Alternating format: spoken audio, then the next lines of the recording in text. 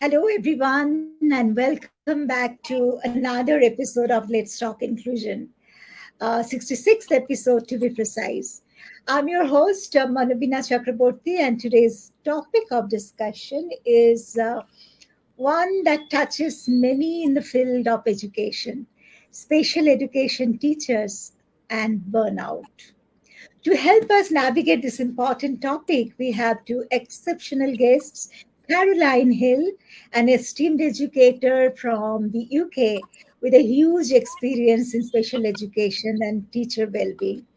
Sreepriya Bhowmik, a dedicated special education specialist, presently from Myanmar, who brings first-hand insights into the challenges and rewards of this profession. Welcome, Caroline and Shripriya. I'm delighted to have you both here today.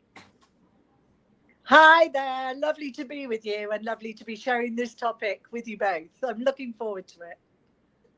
Great. Are there, Shripriya? Yes, I am. Okay. Hello, Okay. everybody. Thank you so much for inviting me. It's been a long time, but I really enjoy coming to your shows and I really look forward to it. Thank you. Thank you very much. So, could you please tell our audience about your experience and the work you are currently involved in? Uh, Who- who? Go ahead, Sripriya. Shripriya?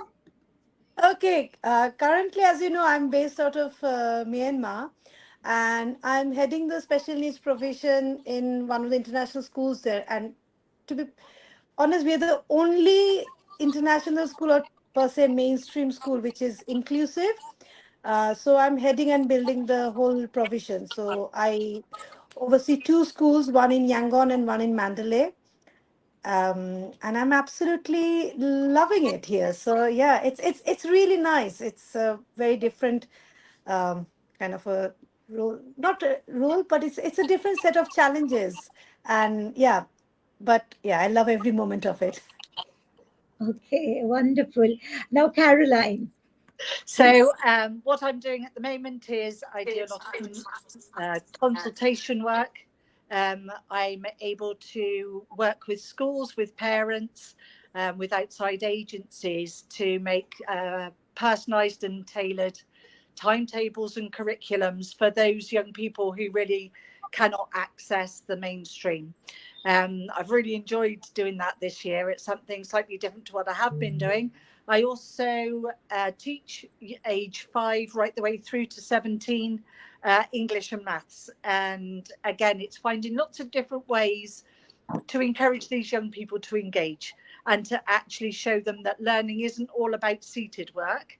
It's all about experiencing things. It's all about trying new things and getting things where they feel they are able to cope better with life and in society, in the society and the community in which they live. So a lot of my children are not school attending, and so part of my job is to go in and build trusting relationships with them to show them that actually they can achieve, they can do things, and they can be whoever they want to be, albeit they may need to work a little bit harder than most. So nice. Thank you for coming here today. Um, Before we explore the topic, let's define what we mean by burnout and understand its symptoms. Burnout is a state of emotional, physical, and mental exhaustion caused by prolonged and excessive stress. It typically results from feeling overwhelmed and unable to meet constant demands. This is for our viewers, of course. And the symptoms of burnout may include chronic fatigue, persistent tiredness that doesn't go away with rest, emotional exhaustion can be one. It means feeling drained and overwhelmed by work related stress. Reduced performance, it is basically a noticeable drop in productivity and efficiency. Another is detachment and cynicism, developing a negative outlook sometimes towards one's job or feeling disconnected from the work. Physical symptoms include experiencing stress related health issues like headaches or insomnia. Recognizing these symptoms is crucial for early intervention and support. Now, let's understand the challenges first.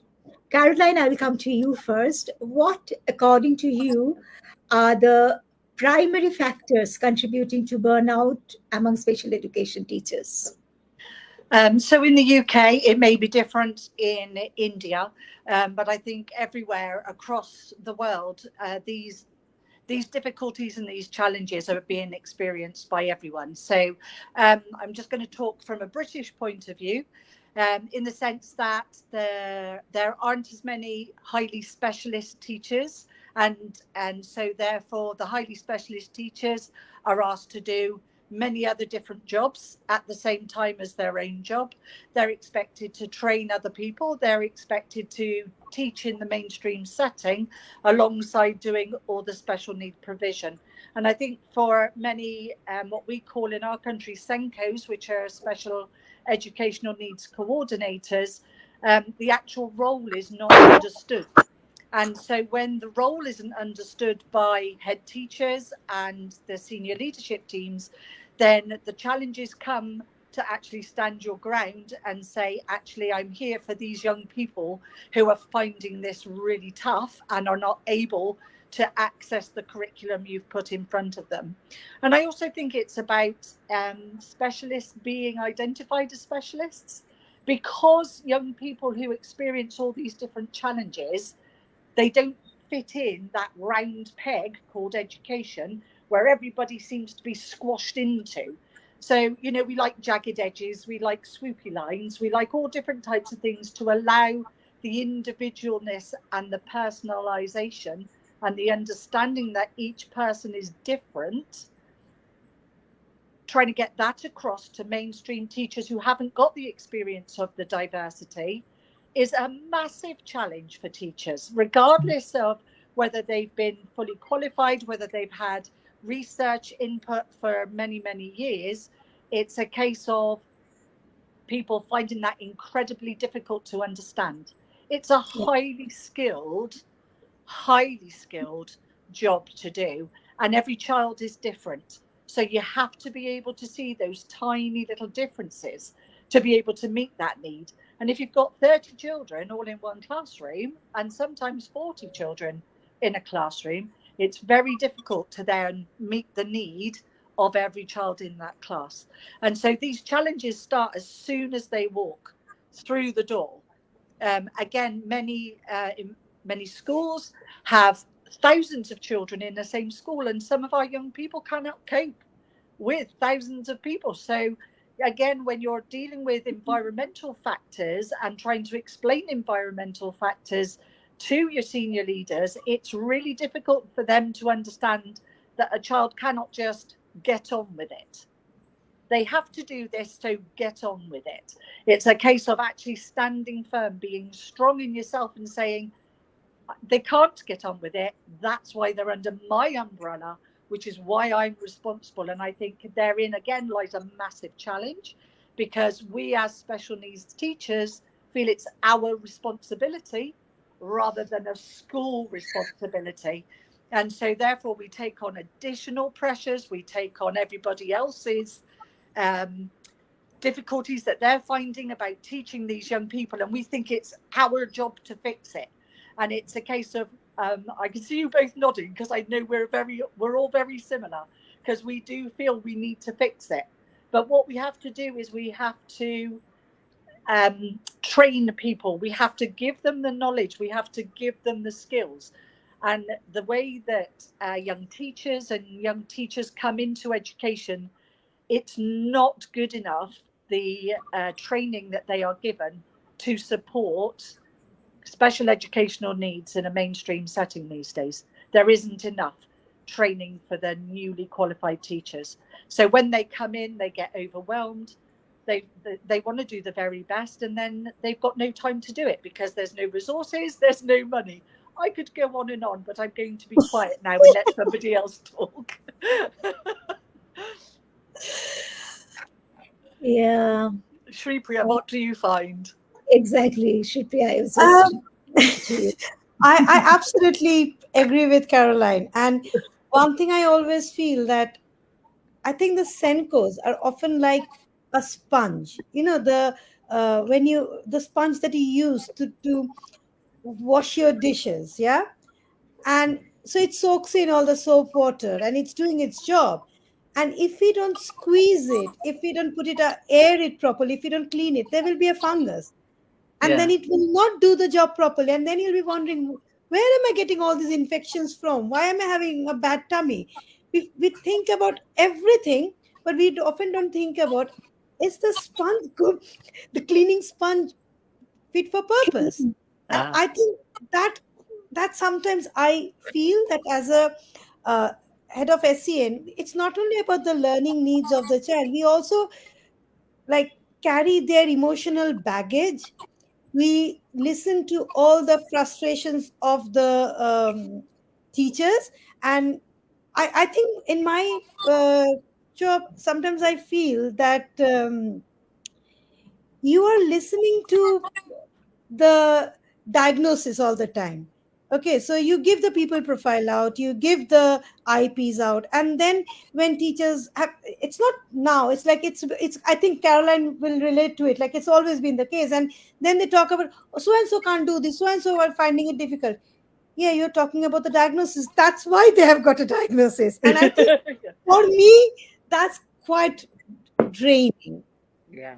I find that part of my job really challenging, and that is a proper burnout case. When you deal with this, you are describing the diagnosis, Not the child. not the child.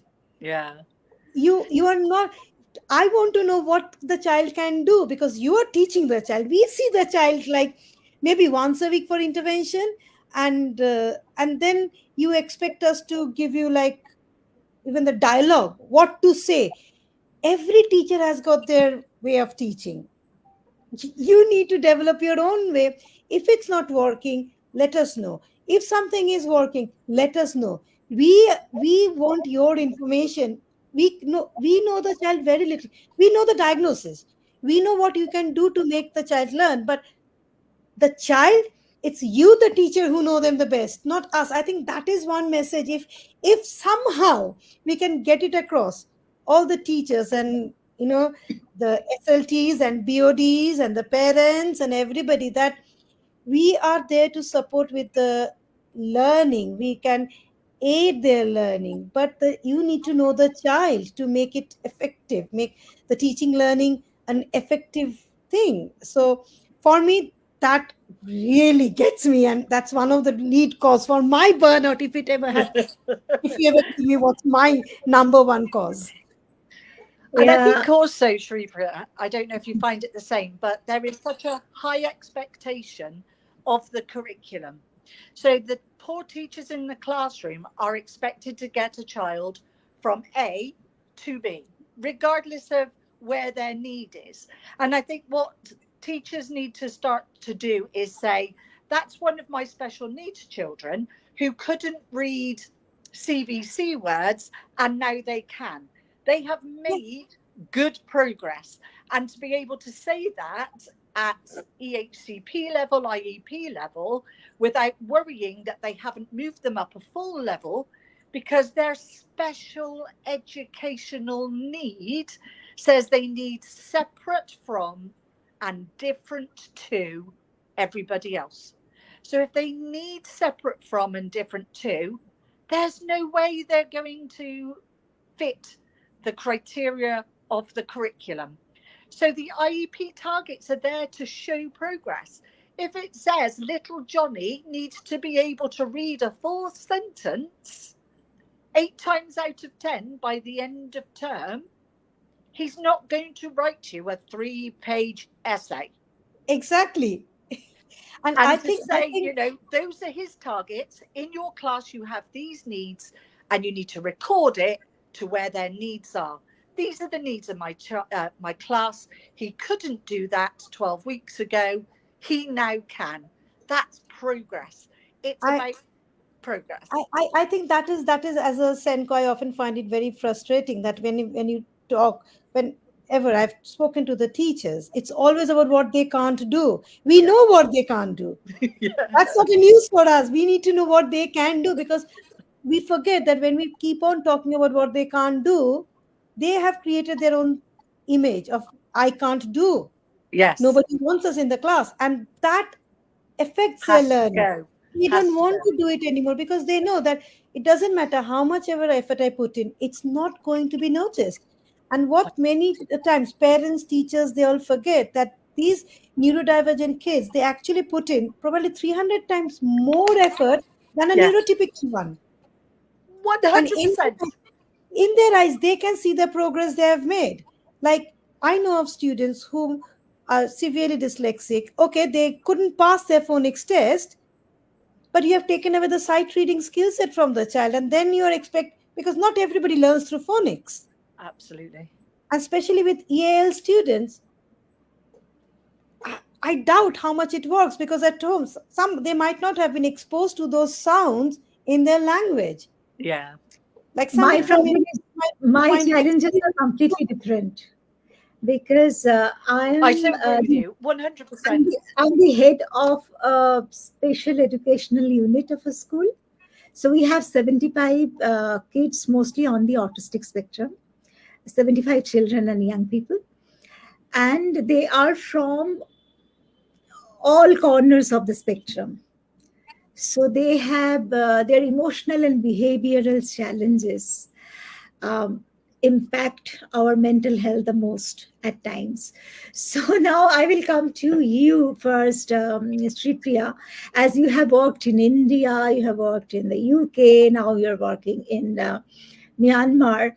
How do you think the emotional and behavioral challenges of students impact the mental health of special education teachers?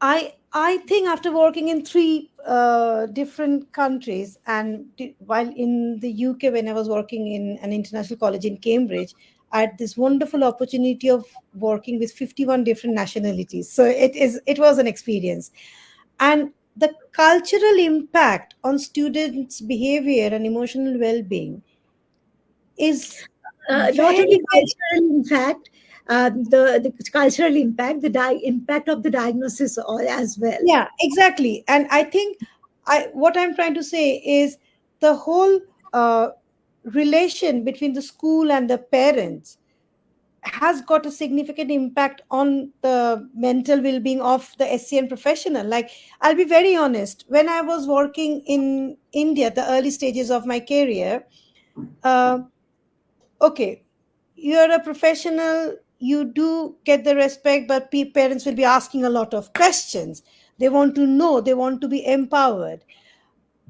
Then when I worked in the UK, the school parent relationship is also much more very kind of, I don't know, a bit more trickier, if you know what I mean. It's like you're all, somebody will always be and in now I'm in Myanmar. It's again, parents are eager to learn, and so one of the big part of my job is actually training parents, and that definitely impacts the my mental health, my team members mental health, because what I can see is during the summer holidays, before summer holidays, I uh, you know I had sessions with the parents. I told them what to do. They did it throughout the summer holidays. When they came back, the we didn't face that much of challenging behaviors which you would generally see after 7 weeks of being off school. So I think that really affected our mental health, so which is a very positive impact. So educating parents is like really important, I think, for Senko's mental health. Parent education and raising awareness among the teachers can ease out our kind of the worry, the stress. I'm not going into the resources and all those things because that's not within our control, Caroline, as you know. If we could get it, we would love it. But yeah, the spare tires of the car also needs servicing. So, Caroline, there is Yeah, a and question. I also think that special educational needs teachers want to make the difference. Yeah. Sorry, I can't hear you, There Manobina. is a question in the comment section, Caroline, if you could answer this.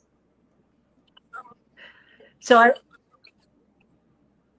yeah, and I think special education teachers um, feel it's their responsibility. Again, I can't emphasize this enough. And so their mental health and their well-being is often at an all-time low because there is no physical way of ensuring that every single need is met unless everybody puts in, all the teachers, all the staff. It's not just left to one person. And so I think it's about enabling your team and saying, I can't fix it, but I can do the very best that I can within certain parameters. Um, well-being, for me, I was working a 74-hour week and apparently getting paid 32 and a half hours.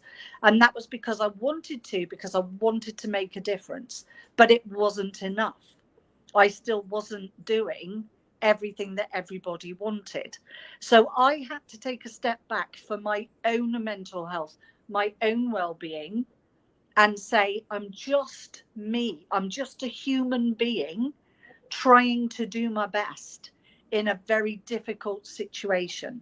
And as we all know as educators, there's always more that needs to be done. There's always another parent who wants to take it one step further. There's always a teacher who doesn't understand and you want to go and support. There's always something coming into your mind on top of your daily teaching.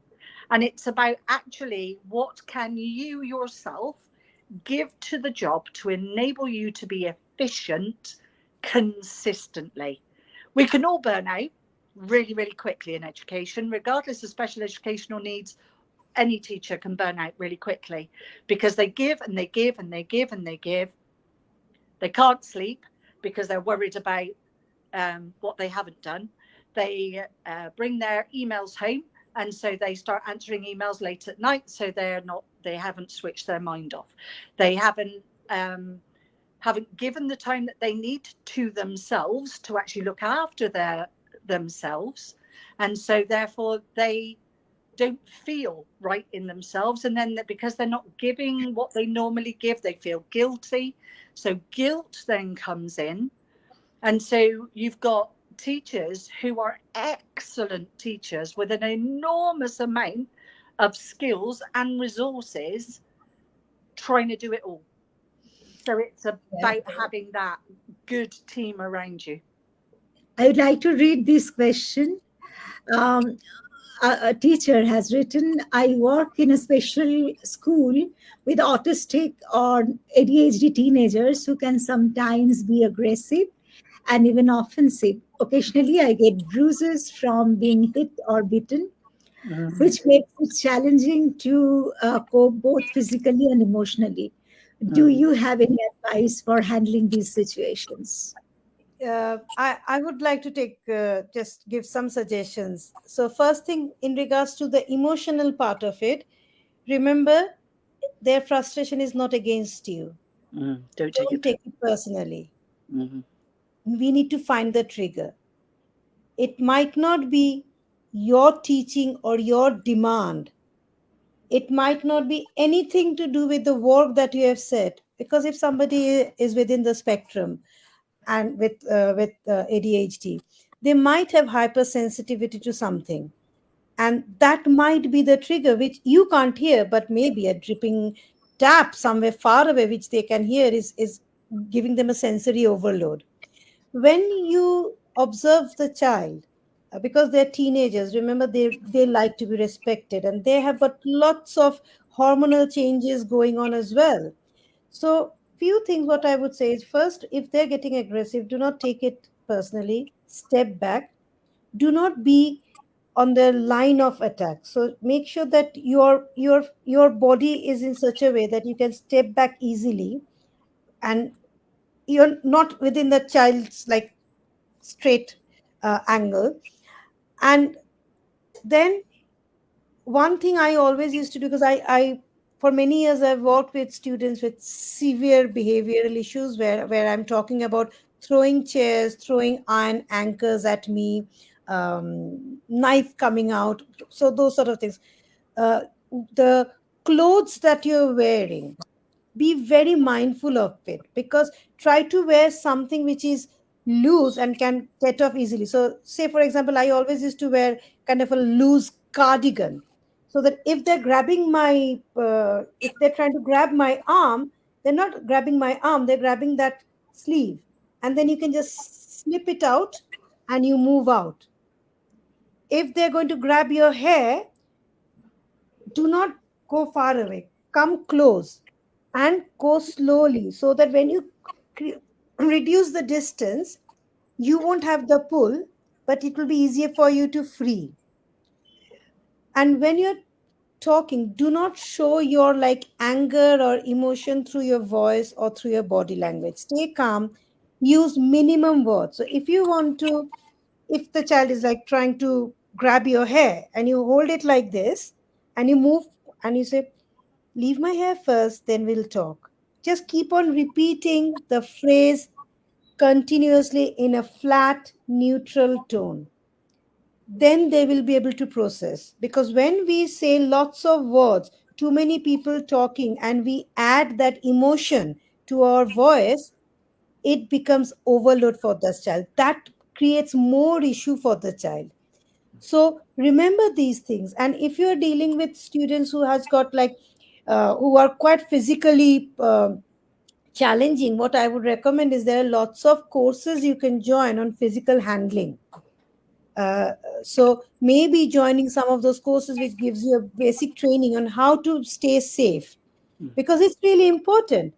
So when, like as I said, that when my usual dress was wearing a long sleeve jumper sort of a thing, so you can create a cotton one. If you're in a warm place, you can wear that so that they grab the sleeve and you free yourself. If you're worried about your hair, put a one big black hairband here, which was my style statement. And when they would like to grab my hair, they could grab my hairband, I'll free myself and I just step back. It's not about getting into a fight or teaching the child to not hit you at that moment. The first thing is make sure you're safe, the child is safe. Once you have neutralized the situation, everybody has come, you have caught your breath, you are kind of like feeling a bit more calmer, the child is calmer, it will resolve. Then is the time for you to start talking. When you see there's a trigger, first try to distract. If you can identify the trigger that the child shows something before getting agitated, diffuse the situation by distracting. Okay? Stop whatever you're doing, give the child something so that the mind gets distracted from that aggression. But if you see you cannot control, just stay safe, move away from the line of attack, and just use a very firm, neutral voice and simple statements. Do not go into justification. We get carried away and say, don't do this, you'll hurt yourself, blah, blah, blah, blah. No. First, give a very clear instruction what you are expecting the child to do. Hands off first, we'll talk later. Hands off first. Kind hands. Give them what you are expecting them to do. Don't tell them, don't punch me. Don't use those words. Kind hands. Hands to yourself, please. Legs to yourself, please. If they're biting. So every time they're trying to bite you, do not try to pull away. That's our general tendency. But then what will happen is the force will be so much that you will get injured. So push it so that there is the they cannot put the force. Use your own force to defend yourself. Do not get into the fight. So reduce the distance, and then slowly you'll see that when they don't have that movement, it will be reduced. And just keep on saying what you expect them to do. Don't tell them what they you don't expect them. So kind hands off my hair first, then we'll talk. So you're telling them that I'm ready to listen to you, but get this off first.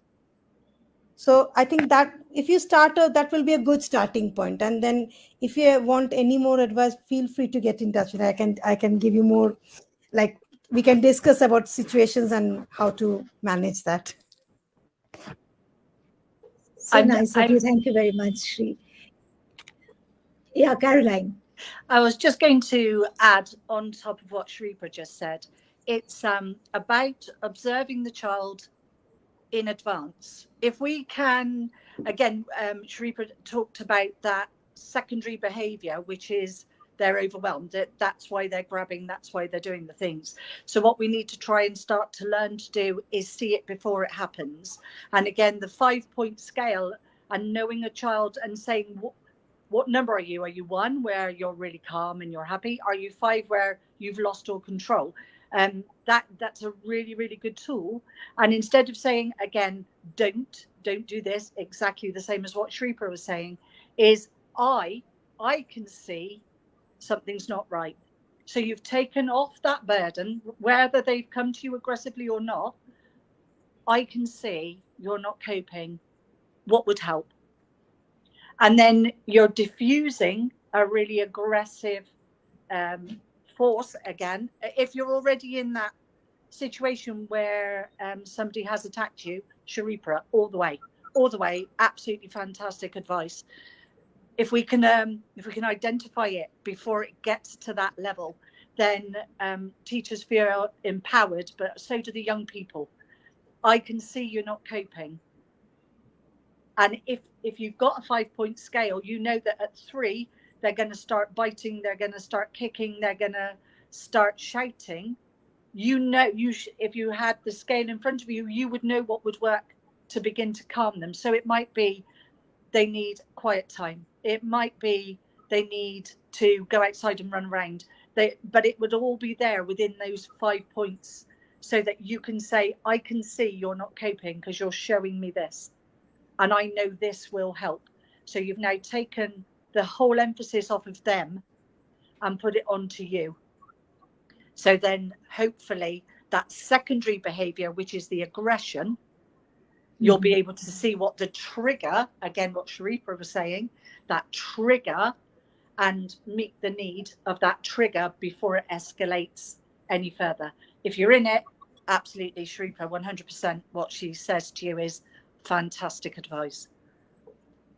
There's one more question I would like to read out.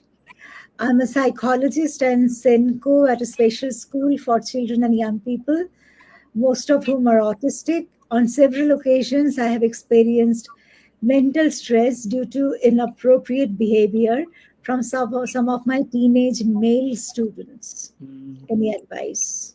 Remember, they're going through the hormonal changes, and as per Indian context, we do not do much of sexual awareness and oriented. So they are exploring, they're trying to figure out, and we do not talk about them, we do not teach them. And it's very important to teach these young adults their physical need, identify their physical need, because from childhood it's okay, no, it's not okay.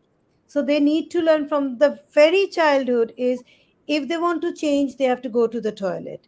When they're entering puberty, if they're masturbating, yes, that is their physical need, and that's normal stage of development, phase of development. Neurotypical boys will be doing it, neurodivergent kids will be doing it as well. Only difference is, with the neurotypical ones, their peers, they find out, but they don't know. So as a teacher, it's very important to incorporate that health education, that personal social health education in the curriculum.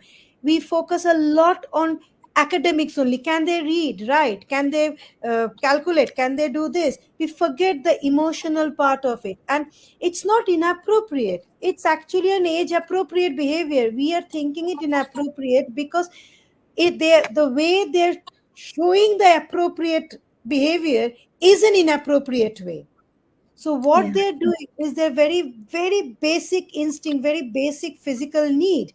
So as a teacher, as a society, as parents, it's our job to teach them. Yes, it's okay to do it, but if you feel like that, if you want to do it, you go to the toilet and do it. Or in your bedroom, close the door and do it. Teach them what they can do, because they're not, because this is what I think is a big, it's it's a really big issue. And I think I'm glad that you spoke about this issue, because it doesn't get spoken. but it is a very, very important thing. And as an educator, I think, yes, we get stressed about the inappropriate way of them showing their normal phase of development. So I think as a special educator, it needs to be part of their curriculum. In some of the schools I've worked in the past, we consciously made it part of their curriculum, and we spoke to the parents. We again taught the parents. Initially, there was a big like, oh no, we don't want to talk about these to our kids. What will they know? No, no, no, no, no. It's not about, we are not talking about anything, but we are talking about a normal phase of development. So I think what we are, the way we think about it needs to change. So it's not they're showing inappropriate behavior, they're showing an appropriate stage of development in an inappropriate way. So we have to teach them how they can control their internal desire, and that will reduce their stress, their parents stress, teacher stress, and overall that will give rise to a much healthier society. Very true. Caroline, would you like to add something to it? I just agree with what Sreepriya has said. I think we need to ask these young people, just because they have a diagnosis doesn't mean to say um, that they're not thinking themselves, they're not exploring themselves, they're not curious and inquisitive. They just do it in a slightly different way to what the vast majority do. So it's again saying, what are you actually wanting of me? What would you like to know? And almost sometimes having a request box. Is there, something you'd like to talk about that you feel a bit embarrassed about, maybe, or something that you would like to discuss with me? Put it in the box. Anybody can put the question in the box, and then you take away that, oh, I'm going to feel different, I'm not going to be the same as everybody else. Because with ADHD, there's so much hyper everything, hypervigilance, hypersensitive. Um, they do things at the spur of a moment, without thought, without concept. But they need to know that it's okay and why they're doing it. So whereas, again, we were talking about the social side of things, social for neurodiverse young people, for me, this is my personal and professional opinion, is more important than academics to begin with. Because young people need to be able to manage in a community and in a society that they don't understand. So we have to teach them. So we assume young people, from osmosis, which we call social cues, understand the world around them, and those emotional cues, those social cues, anything on a social level. They don't.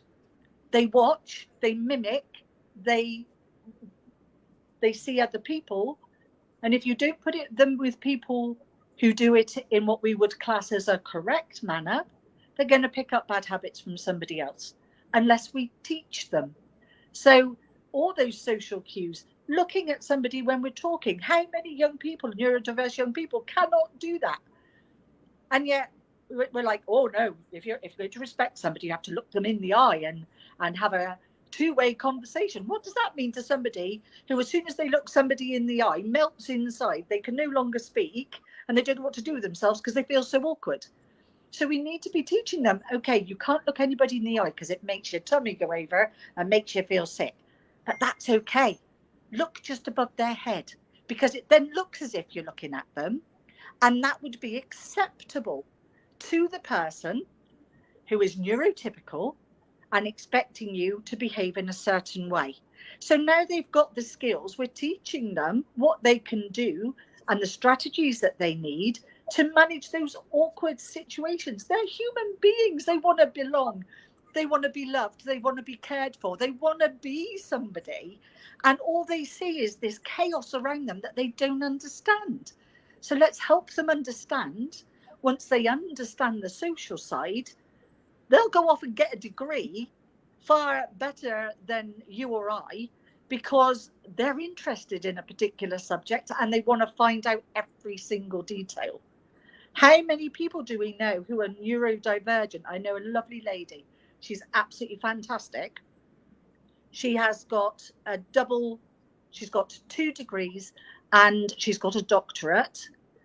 And yet She'll have a temper tantrum because she wants to jump on her trampoline before speaking to thousands of people.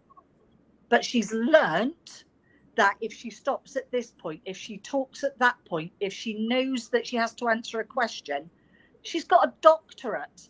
So let's stop putting these neurodiverse people in a box of they can't do it and actually say, do you know what? They are fantastic at this, but socially, they need help. And that is where special educational needs specialists come in and say, this is the need. They've got all of that. They're fantastic at that. But this is the need. Let's meet that need. And then they will thrive. It's not a diagnosis. These young people have a little gap in something that is different to what we think they should be doing. What a load of phooey. Every young person has something to offer. Every young person has a skill set. We, as educators, need to tap into that skill set. And the bits that they find difficult, we support, we scaffold till they've got it, until we can take the scaffold away. Very true. And here are two questions, if you could just merge and answer. One is, how can one improve self efficiency as a special educator during the burnout? And another is, I would request you to share your insights, how you used to manage stress and burnout. So, if you could just answer both of these questions. Yeah, for me, before I would get really stressed out about the things that I have not been able to do. And one day I got this light bulb moment when I realized that when we are talking, when you talk to the students, and sometimes you actually tell them things that you need to hear as well. And I was talking to the students about uh, how they should be proud of what they have finished, how much they have completed, and all the small steps they should celebrate, and the success. And I realized that actually, and I was thinking, oh, I haven't done anything, because that day I spent the whole day trying to sort out some resources, in that I missed out giving responding to few emails and few other things. But the resource was important, but because I was not sitting on the computer, and I was feeling guilty. Yeah. So that's when I realized that, but I was still working. I don't know. So if anybody is trying to tell me what have you done, I can say that I was doing this. So now what I have done after that light bulb moment is, there are two ways I manage my day. One is, I block days, because now as a head of special needs, I my hands-on teaching is a bit less, but I cannot control myself. I still go in the pretext of class observation, and then I do interventions, and then I keep going. What I do is, I've blocked out days. So this is my, if you think of my workload is, I head the provision of special needs unit primary, special needs unit secondary, mainstream primary, mainstream secondary. That's one school, and the same thing in another school. I'm the only qualified special educator doing everything. Yeah, and I'm also the safeguarding lead. So I've blocked myself, and I consciously try not to get involved in anything else. And I have made it very clear that I'm not going to do it. I'm trying. It's not that I've done it, but one thing that when it gets too much for me, what I do is I make cheats. Yeah. So all the things that I need to do, I make cheats. And whichever I pick up, that's what I'm going to do. And that has been my method for the last two terms. And I've managed to stay on top of my task by picking up the chits. So I've emailed everybody saying that, okay, this is my focus today, and that's what I'm doing. But also another thing I would advise you, which has really helped me, nowadays we get uh, inundated with all the emails of everybody emailing you, yeah, with everything. Looking through your email becomes itself a big task. what I've done is I've streamlined my mail. So I've created with the school IT kind of a mail uh, IDs like SEN, yeah, Yangon, SEN Mandalay, safeguarding Yangon, safeguarding Mandalay. So if you want me to work, yeah, so you have to email me on SEN Yangon so that I know which is I'm doing and I can keep a track. And that has really resolved a lot of my issues when it comes to managing my admin part, because it's very streamlined now. So if I have to look for something, it's all in that mailbox. So even if I'm not there, still people can access it. So I think going to what works best and not really taking too much of that, focusing on what you haven't done. I would request all the special educators is that don't focus on what you have not been able to finish on that day. If you feel the child has made a progress, celebrate that, because that's our priority. Emails can wait, paperwork can wait. If we are doing our job properly, we don't have to worry about the paper trail, because that can take care of itself. You'll get time, because a child's smile, a child's progress is what we are there for. So, and in regards to the physical burnout, uh, without guilt, try to have rest. Go for a spa date. We deserve it. Trust me. After coming to Myanmar, I've focused on my physical well-being, and that has really helped me. Don't feel guilty. Do not feel guilty when you say no. It's okay to say no. And when people are, another thing I'll tell you, when you get all these emails demanding the child is not making progress, you have not done this, just tell them, you know what, I've ordered the magic wand on Amazon, it has not been delivered yet. As long as it gets delivered, we will wish it and things will get done. Till that time, you have to do with my slow mo. That's my statement now. So order your magic wand and wait for it to be delivered. Caroline, would you like to add something to it? I love that. I love the magic wand. I think I'm going to Yeah. get that one. For me, I would say when you're in burnout, you're feeling so low, you feel so inadequate, you feel as if everybody else is doing a better job. So I would say to you, find one thing that the worst thing, what's the worst thing that is causing the burnout? There will be a million different things. Find one thing that you can change. So for me, I had people phoning me from 7 in the morning till 7 o'clock at night, and everybody wanted a part of me, and I had to do extra jobs on top. I I had somebody to talk to. Find somebody to talk to. Find somebody to confide in and share with.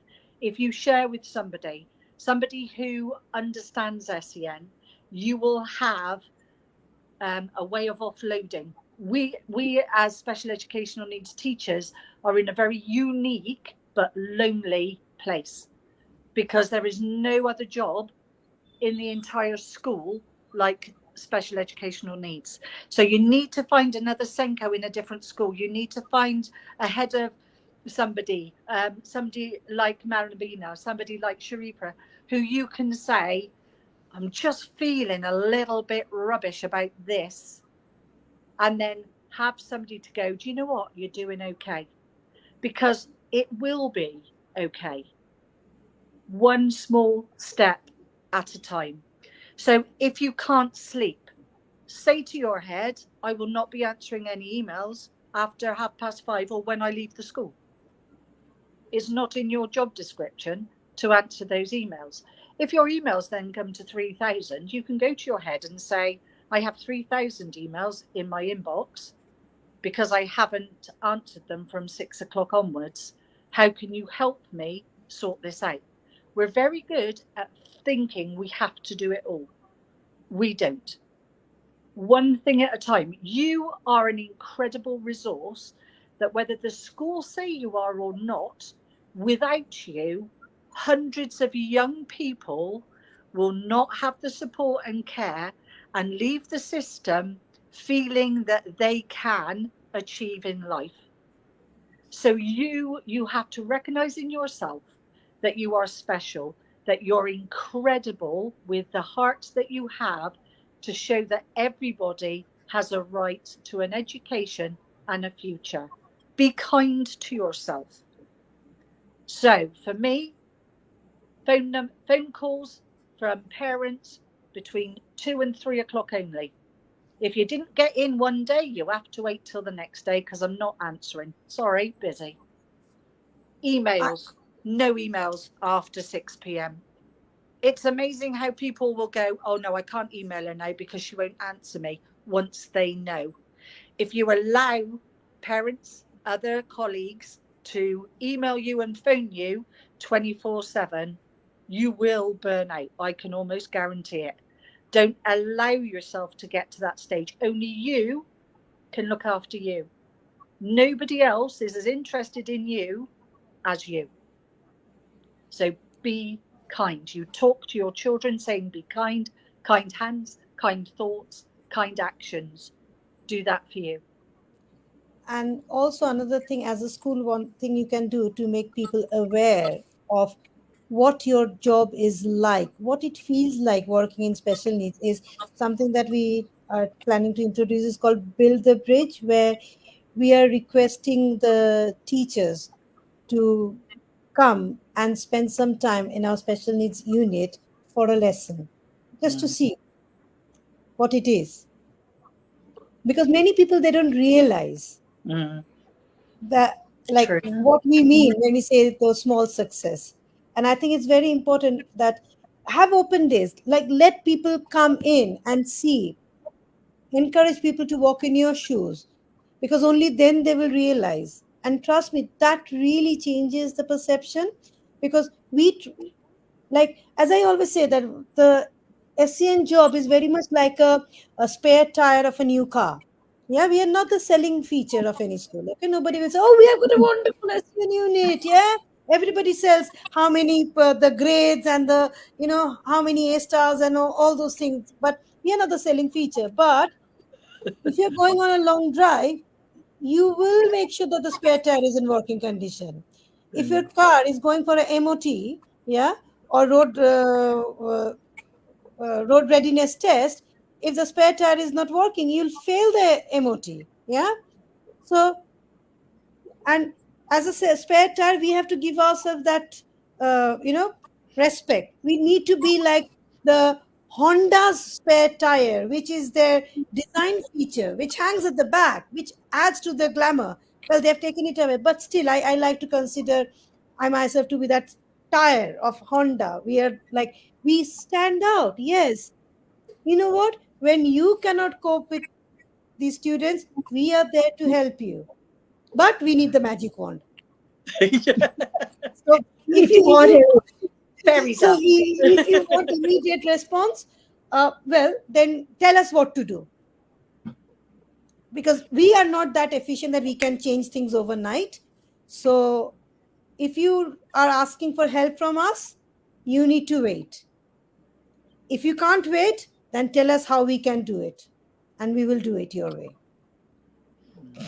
I think, well, after being in this position for, like, working in this field for 30 years, now you develop that skin of a rhino, Yeah. that nothing bothers you anymore. We look like Buddha, skin of a rhino, feet like a duck. Yeah, that's the logo. I like to think it's body, a body swan. of a spare tire. Yeah, that's right. Feet of a duck, body like a spare tire, skin of a rhino, face like a Buddha. We are calm. Yeah. So that's who we are.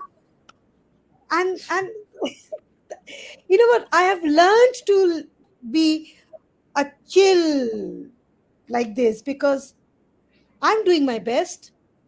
As long as my students are making progress, I can justify what I'm doing. I'm fine. Yeah, And so 100%. Very that's, true. I think that's how we all should work. That as long as students making progress, we can justify what we are doing, why we are doing. We should be proud of ourselves, and yep, we'll do what we can do. If not, tell us what to do. Yeah. Thank you. Thank you very much, Sri. And Caroline. Your concluding words, please. Every educator out there, well done. You are doing a fantastic job. The world is in a really difficult place all over the world. Hold on to the things that you're doing well. Don't be too hard on yourself, and ask for help from those around you if you need it. Never get to a point where you're so scared about getting up in the morning that you don't want to go to school. If you're there already, please, please seek help. Your mental health and well being is as important, if not more important, than the young people that you are supporting. So, you're fabulous. I think you're an incredible group of people who want to make a difference and to show other people that meeting needs is not rocket science, and every young person has a gift within them that you can develop. So stick with it, be strong, keep your feet on the ground, but ask for help if you need it, and be kind to yourself. Thank you very much. And just, I have no problems to tell you that I had to take professional help once in my long career. What about you? Absolutely. I've had burnout, I've had stress. I've been to a point where somebody mentions one person's name and I go into a panic attack. I am so pleased that I am 3 years post that, but I understand the intensity of those feelings. So seek help. Do not be afraid to seek help. There is help out there and you deserve the help that's out there, but let people know where you're at. It's important. Exactly. Yeah. And mental health is as important as your physical health. So Absolutely, yeah. it is not a taboo or shame to go to take psychological help, psychiatric help if you need. So this is my suggestion to all the viewers today. In case you think you need help, please ask for help. Take professional help. I have taken in my life professional help. Mm. Shri, your concluding words? As I said, that yes, we are the most important people in the school. Yeah. So Yeah, we are the ones who make sure that, the statement, every child matters, every Yeah. child can achieve, everybody has got their potential. It's us who make it possible. Yeah. When we say that yeah, education is lifelong learning, it's to make a contributing member of the society, we are part of it. Yeah. Mm. We are doing a job. We are working with that strata of the society whom everybody else has given up. Yeah, so we should be proud of ourselves. And as for the mental health, don't you remember I started the conversation saying that we are don't want to be that dishwashing sponge. Yeah, that also needs cleaning. It's Mm. okay. They also need to go in the dishwasher. They also needs to be cleaned. They also needs to be dried. They also need to see the sunlight. Similarly, we also need mental cleansing, physical cleansing, whether you're seeking professional help by talking to somebody or going for a spa date or just taking a break, or just at the end of the day, if you're a mom or a dad, just telling your child, be quiet. I need 5 minutes when nobody's talking to me and I'm just drinking my cup of coffee. It's Yeah. difficult, but trust me, we need it. Whether it's at first thing in the morning or end of the day, I have learned to get my 5 minutes of peace and quiet when nobody's talking to me and I'm drinking my coffee. Make sure you get that 5 minutes to yourself. Yeah. When you're not thinking about work, when you're not thinking about anything, you're just blank. Just do whatever you want to do. But remember, we all are trying our best. If it cannot be done today, that's it. Ask yourself, if I don't finish the job, is it going to put somebody's life in danger? If the answer is no, you can relax. Mm. very true. Very true. Prioritize. Pick the Thank battles you want to fight, okay? And just go for it. You all are doing amazing. Mm. Thank you so much, Sreepriya and Caroline, for sharing your valuable insights and experiences with us today. And I also think that addressing burnout among special education teachers requires a collaborative effort from all levels: administrators, colleagues, and the community, parents.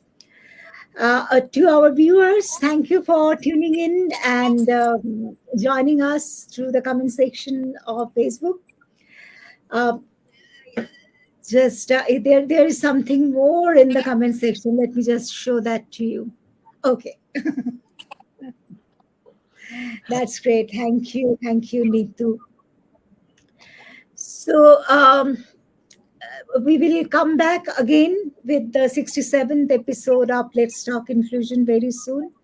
Until then, take care and continue advocating for inclusion. Thank you very much, Caroline. Thank you, Sripriya. Bye Thank you so bye. much. It was Absolute a pleasure. pleasure. Always a pleasure. Thank you.